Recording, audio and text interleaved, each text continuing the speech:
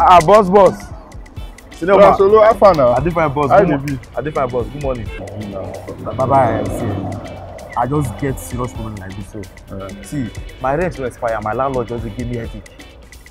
My sister said, "Go there. Money to take care of school is a problem."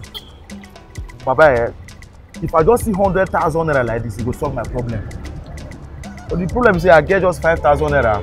So now 95k I need to take complete and so that I fit solve the problem. If you just help me, I'll pay you back. Brother Solo, you supposed to tell me since now, eh? Money no dey on ground. You don't say right now everywhere hard. But I will call one or two of my guys. I will let you know. Yeah? I will update you.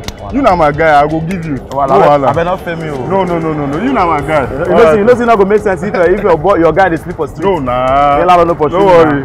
Thank you, Baba. Too much. This man. This man. Hello, how you doing now? How you doing? Sorry, what be Brother Solo be this? Brother Solo, I don't understand you. No be you come meet me in the morning, they tell me say you get problem of 95,000, may I help you? Bros, abeg leave me oh. As the money wey I get no fit solve problem wey I get.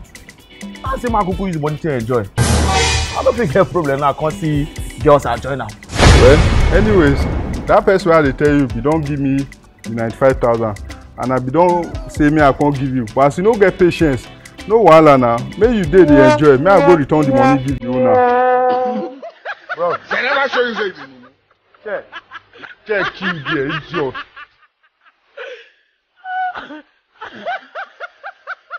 Now they never leave you. They have left you behind.